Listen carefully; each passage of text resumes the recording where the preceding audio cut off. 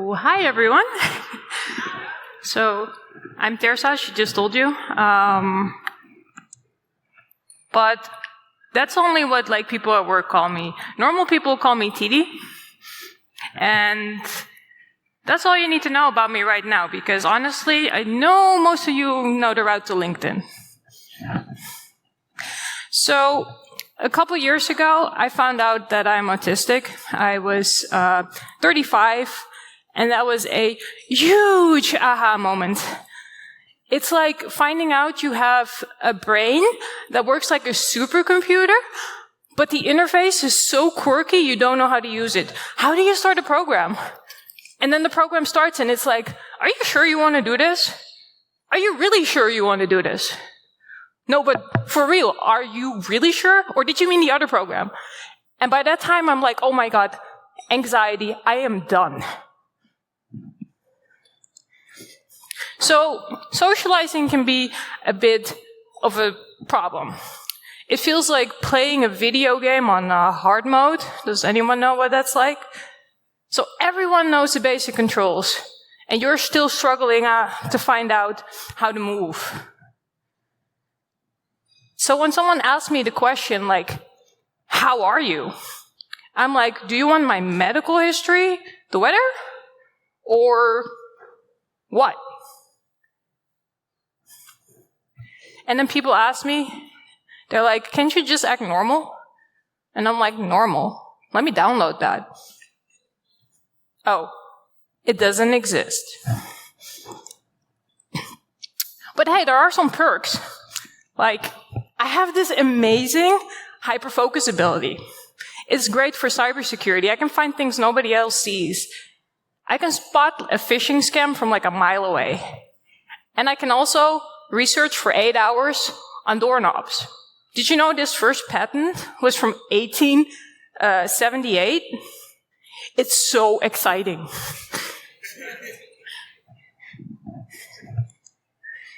So, why this talk today? Well, the cybersecurity field faces this critical shortage on skilled professionals. And digital threats are increasing.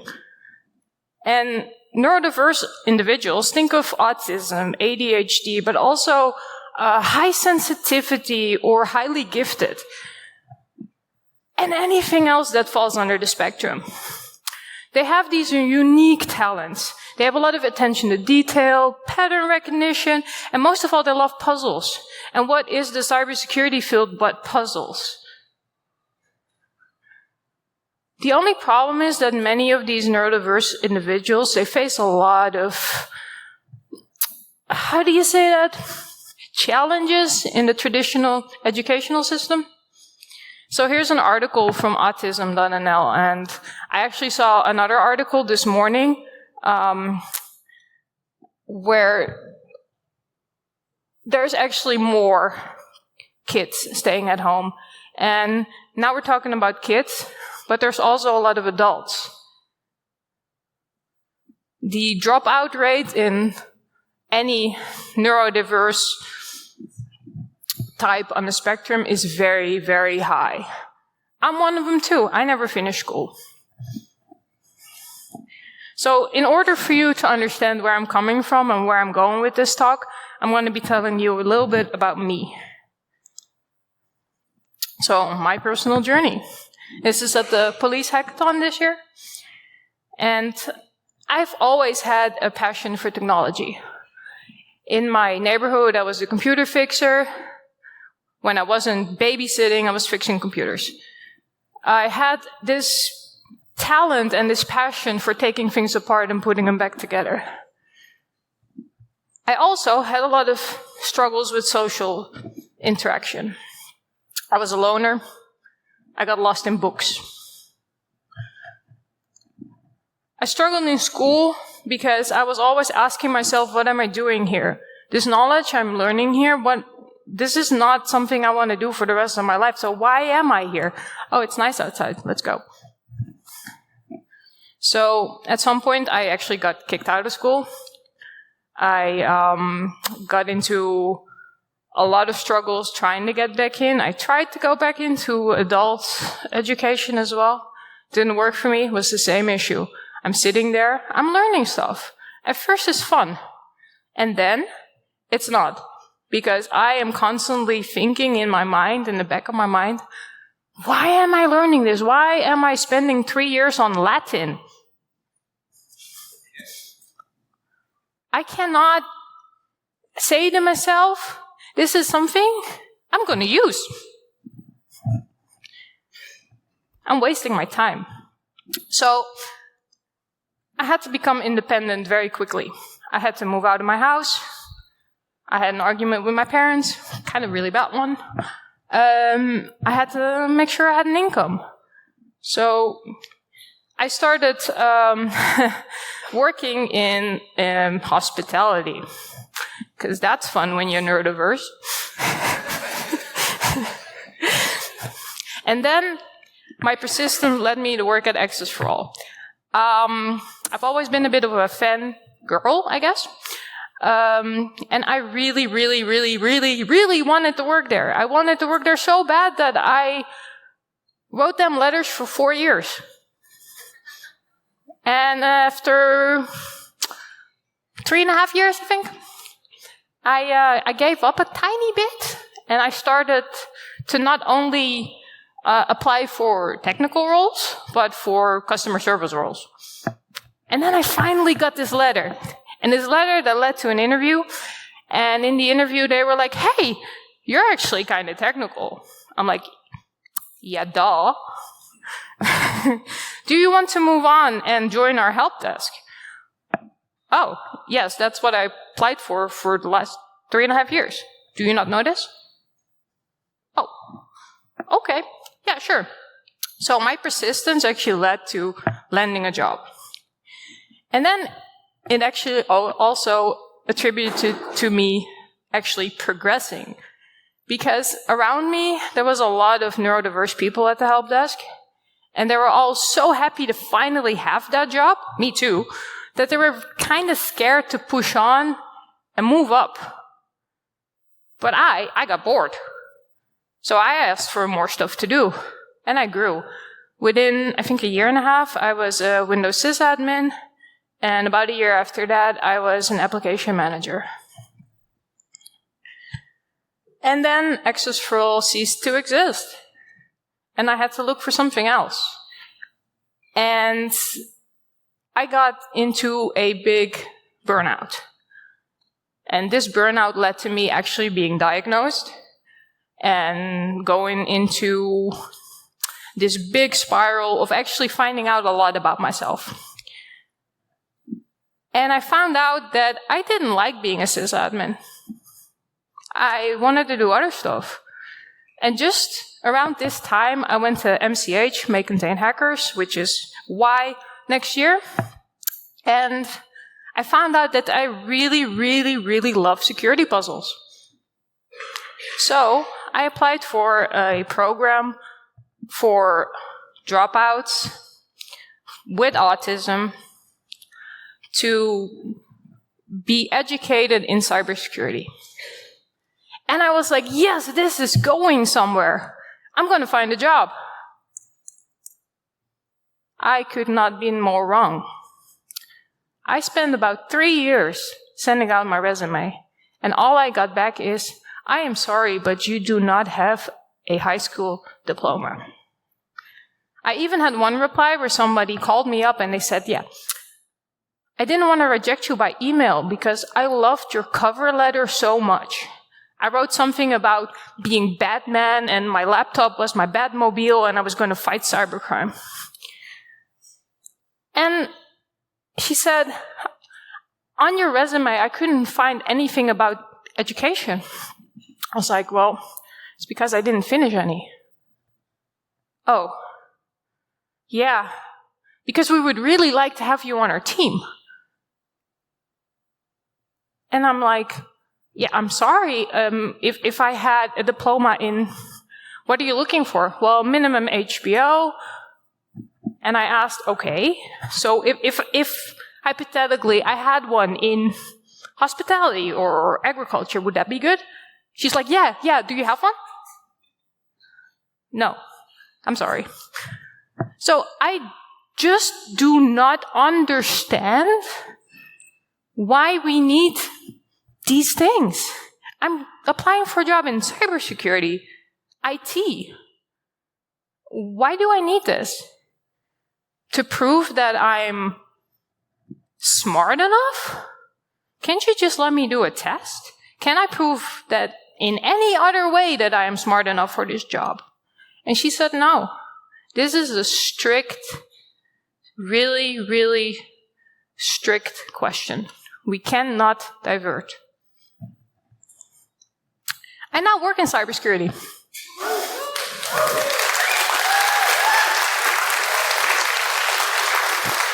I now work as a security engineer at Onyx.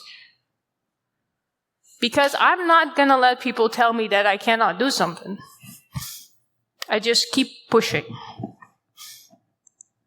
And that's why I'm here today. Because I want to push for the people that are not as sociable as me.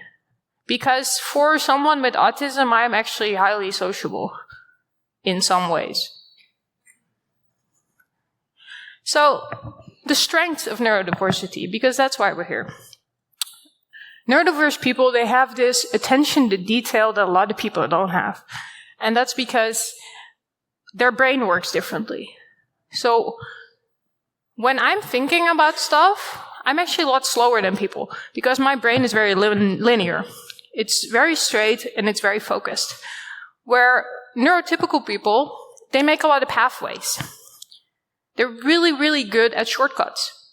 Their brain is full of shortcuts. I don't have those. So I have to go in a straight line, find where I'm going. Oh, not there, somewhere else. It takes a bit of time. The beauty of that is, the person with the shortcuts sees a picture of a cat. Picture of a cat. Okay, move on. When I saw that same picture of a cat, actually today, I didn't see the cat. I saw that there was a little bit of code right next to the cat. And if you have been at the KPN stand, you've seen that picture. Someone pointed out, that's a cute cat. I was like, what cat? And this is why these people are so good at finding things. Pattern recognition is another one of those. Like, I can research doorknobs for 8 hours also means that I can look into patterns for 8 hours straight. And where someone sees something and says, that's not important, I'm like, why is that not important? To me, I cannot let go until I know why that's different.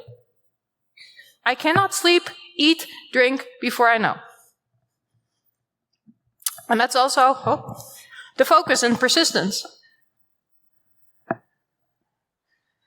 If I can't solve something, it can keep me up for days. And I know some normal people have that too. Well, normal doesn't exist, so neurotypical people, but not in the level that neurodiverse people have it.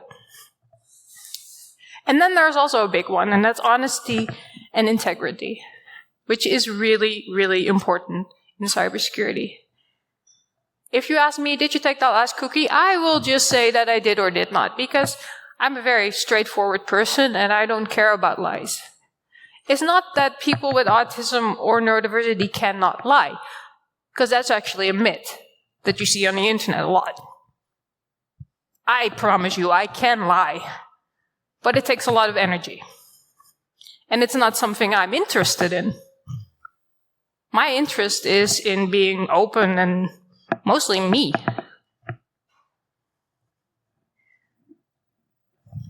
So this is why we need these people.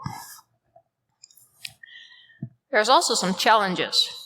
Because if you tell me, like my husband, when he asked me to go to the store to get bread, I go to the store. Bread. That one? That one? That one? There's more over there. I'll see you in 2 hours. So clear communication is really, really, really important. I don't know if you've ever seen there's a video going around on LinkedIn and some other websites right now about a dad, and he's instructing his children. His children are writing instructions to him on how to make a peanut butter jelly sandwich. Yes, I hear yes. So the kid writes down, take a slice of bread. Then put the knife in the jar of peanut butter. So the dad goes, now stir it around. He takes the knife, peanut butter, stirs it around. This is exactly what actually happens to me at home. Because my husband is not clear enough in something. Or at work. Very important. Be very, very clear. And also, suitable workspaces. I'm very, very sensitive to sound. And a lot of the new office spaces are very open. Constant people walking around you. Squirrel. Yeah, that's what that's like. But then all day long. There need to be places where someone can work in peace. And it's not just for neurotypical people or neurodiverse people. It's for everybody. I'm not the only one who finds it very annoying if someone is behind me. You're working, someone's behind you. No, it's not fun. And quiet spaces. Quiet spaces are awesome. In Asia, they have a lot of quiet spaces where people take naps during work. Awesome. I would probably be a lot more productive if I had something like that. Yeah, I'm looking at you. Routine and structure are also very important. If you get into a flow and you have this hyper focus, you want to be able to move. Not have to wait for someone else to do something or have to ask constantly, like, okay, what's the procedure? How do we go next? If I break out of that focus, I might as well go home. Because it's really, really, really hard to come back in. So having a clear process and having structure really helps these people. But honestly, I think it helps everyone. It's just that neurodiverse people needed a tiny bit more. And then there's training and support. Also, for everyone. I have this great example. My husband, he used to be an engineer. Well, he's still an engineer. But he used to work at this company, and in his team, he had two very, very neurodiverse people. And he felt constantly that he was, I wouldn't say a babysitter, but I'd say a psychologist. He had to walk on eggs around them because he might upset them. There was no clear guidance. There was no one who said, okay, he's okay with this, he's not okay with this. There was no guidelines, no rules. So you don't know what you're up against. So after a whole day of that, he comes home to this autistic challenge. This is a burnout waiting to happen. In normal people, as well as neurodiverse people. So you need to have support. You need to have someone who says, hey, she's okay with that, but she's not okay with that. And agree on it. Know each other as a team. Know each other's quirks. And it doesn't have to go as far as knowing someone's all their private life. But you just need to know enough about the other person so you can work with them. And if you cannot work with them, there needs to be someone, a coach, you can talk to and express your feelings to. So you can work it out as a team. And this last point is actually what I'm missing the most in most companies. Just that human engagement.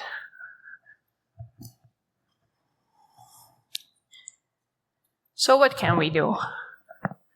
Well, I think I've already said it. We need to embrace talent. All talent. We need to focus on skills, not diplomas. I've got a lot of certificates, apparently not good enough, because I didn't go to school. Does it really, really matter where I get my certificates, my education from? Does it have to be an HBO or a university? What if I just want to work really, really hard and learn really, really quick? Is that good enough? Masking is actually a really, really big issue. And I haven't told you what masking is yet, but masking is basically what a lot of neurodiverse people put all their energy into. It's trying to fit in. Pretending you are something or someone you are not. Constantly catering to everyone around you. Forgetting who you are. I know a lot of people who never go anywhere or grow in their job, who actually hate their job, or getting burned out with their job. Because they're sitting there and all they do all day long is, I hope they don't see me. Maybe they think I'm weird. We need to make sure that we have work environments where people can be themselves. Where it's okay to flap your hands or do crazy things or sit around with a fidget toy. We need to be, how do you say that? Ourselves. Yeah, thank you. And we need to let others be themselves. Unfortunately, we live in a society that's very focused on looks. And that makes it very hard for neurodiverse people. Because we want to blend in. But we're not like you. We don't think like that. We like to dress up and do crazy stuff. If I would go to a job interview and he would not tell me that you really, really cannot wear that, I'd probably look like an idiot at every interview. I don't think about these things. It's not on my list. And when we find them, we need to transition them. Because if you find someone who's stuck in a job, who you think has a lot of potential, you need to guide them. And they probably have low self-esteem, because most people with neurodiversity do. So you need to embrace them and say, hey, you can do this. I wouldn't be here today if nobody told me I can do this. Like Chantal, she keeps telling me every day, I know you can do this. You can get on stage. Without her, I wouldn't be here. And we need support in pathways. So make a clear path for them. Guide them.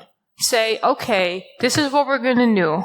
We're going to get you this certificate, have this learning path to go here, and from there, we'll continue. And you're going to have the best employees that will stay there and will fight for you and love your company. Untapped workforce potential. And many of these people I'm talking about, they're already in your company. They're those silent people who don't say much, but they know every in and out of your company. And when you have an issue, you go to them and they're like instantly, oh, let me fix that for you.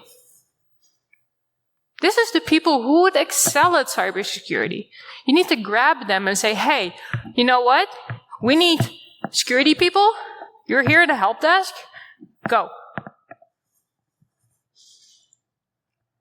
So ask yourself, how many people do you actually know that might fit this profile? And I wasn't thinking about this much until I actually joined a couple of psychoeducation programs. And in those programs, I actually met some people. I met this lady who was actually 62 when she found out she had autism. 62.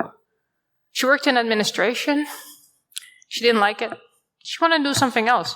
And she asked me, is it too late to go into IT? And I was like, really? You want to go in IT? That's awesome. Where do we start? So who do you know who's like quietly masking, hiding? Let's fill these gaps in cybersecurity. Because did you know that, and that's just autism, 80% of the people with autism in the Netherlands do not have a job? How many cybersecurity specialists do you need?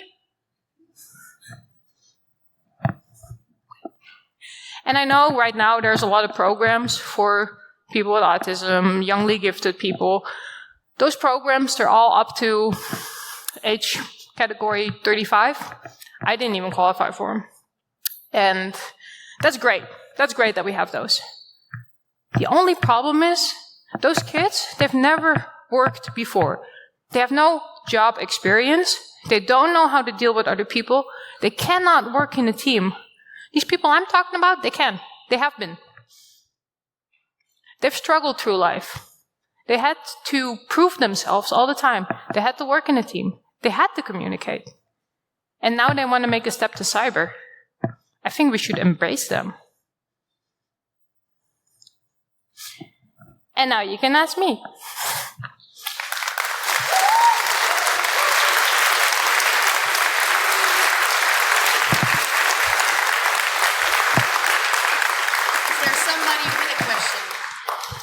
Yes. I don't have a question. I just want to say she's my friend. And I started working in the same field last year, but because of her, I've now started studying, and I want to become better and join her field because of her.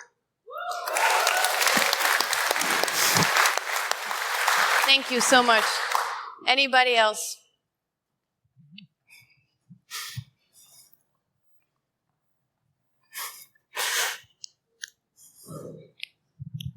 Thank you. Great talk, and I love every part of it. I guess I have an interesting question. When you bring up, for support, providing pathways, and like as a hiring manager myself, that's something I struggle on defining. And I mean that in on the positions I've now listed, we removed diploma requirements. It was, have a diploma or experience or a certification or a relevant personal project.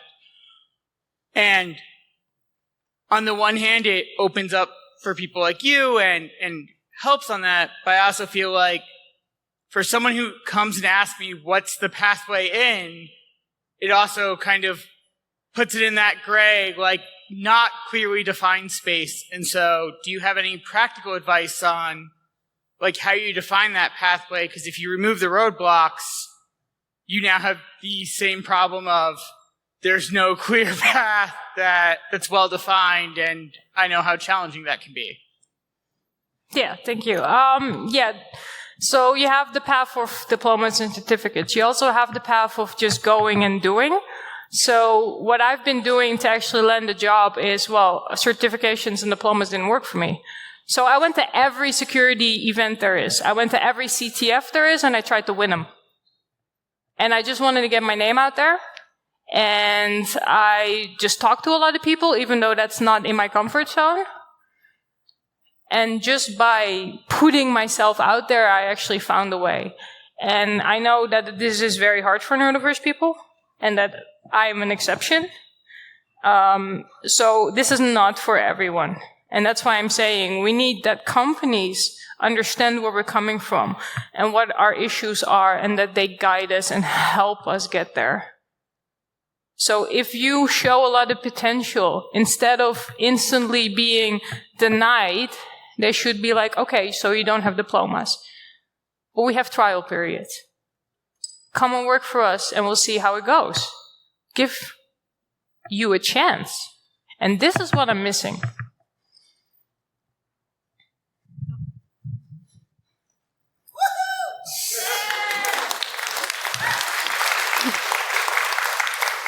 So, what would you advise, the HR department, to recognize those people, or because I feel that they not necessarily know this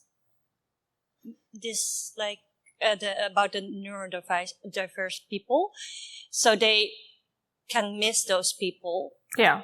And make it more attractive. This is a big issue because it's also a two-sided issue. Because if you're neurodiverse, you're always trying to mask and hide. So the last thing you're going to do is put on your resume that you're autistic or neurodiverse.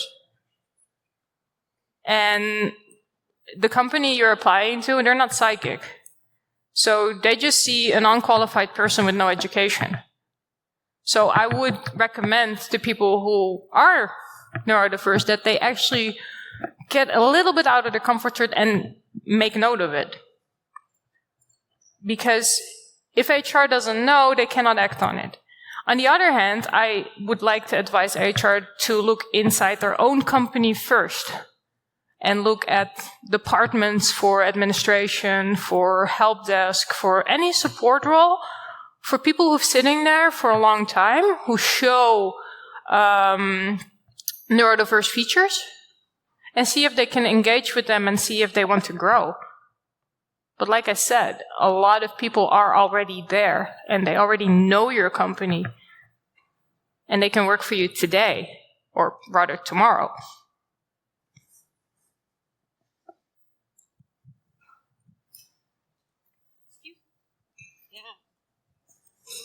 Luckily, I'm not that fat, so that's good. Yeah.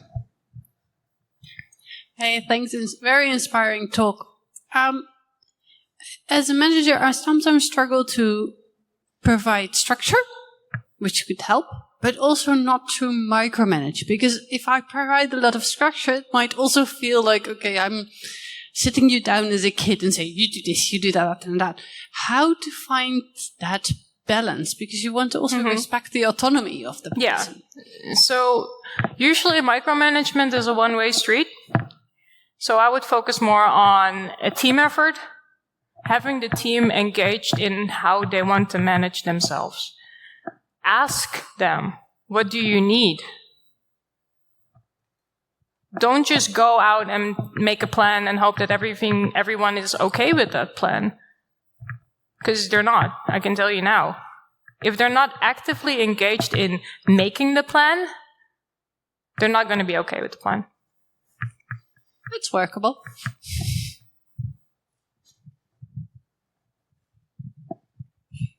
Hi, two questions actually. One more about your own experience. What would you say is the biggest hurdle for you on the work floor in regards to, for example, things like anxiety or imposter syndrome? And how can people help you or assert you in your role? Yeah, for me, I can really get lost in topics. So I always need someone that pulls me out and say, okay, time to eat, lunch, drink. And I also, what I need is, I have big imposter syndrome actually. A lot of times I have a project that I need to do and I just won't start it because I keep thinking that I can't. So I need that little push to get me started. And then once I'm started, I'm like a train or a truck. I can't stop. It's like, what's that movie, Speed? So, yes, I definitely have those things, but that's different for everybody. Like, I'm not everybody. And another question, maybe more for the audience. I have the feeling that especially the cyber field already has a lot of neurodivergent people. So I'm questioning if any of you are willing to admit, and could you raise your hand if you're on the neurodiverse spectrum? So hey, you're not alone. I know. Okay. Last question here. Well, not really a question, but I actually want to support you. I'm slightly, autistic, but I didn't know it until 15 years ago or so. And I'm originally from electronics. I had a team lead that gave me the chance, which, without papers, had me work up and to be a full-fledged electronic design engineer. After the company failed, I've been in several other things, but I'm absolutely, certainly managers definitely need to check for people, because I have lost at least several jobs that I know that I didn't get because I didn't have my HTS diploma. I never finished it. And well, also a few that I know. I guess they didn't like women in that job. That's something also sometimes happens. But definitely, indeed, that I didn't have the qualifications that they wanted, and it's absolutely stupid. Yes. They lose a lot of potential. Yeah, it is absolutely stupid. Like, I'm glad they finally gave you the chance to change, because you did, right? Well, I'm on a steady income now. Yeah, I hear these stories a lot. Actually, since I joined Weka, a lot of women I've spoken to, they're like, I've been trying to break into the field, and I just can't. I don't get the chance. They ask for my diploma, and that's where it stops. And it's sad. It's really sad, because on the one hand we're saying we need these people, and on the other hand we're just saying not you. Absolutely, indeed, fully. Yeah. Same experience. Okay, then I have a challenge for everybody in this room. After hearing this amazing story, I almost cried. And yeah, I think what is very important now is that everybody goes back to their manager, team lead, director, COO, CEO, I don't care. And they are going to ask them, why do we not hire neurodiverse people? And if the answer is, I don't know, then this is you who can make an impact on all those people. That's 80% you told me? 80% of all the people? Well, 80% of people diagnosed with autism right now are sitting at home, yes. Let's make that 70%, and the impact comes from you. Thank you so much, Tirza.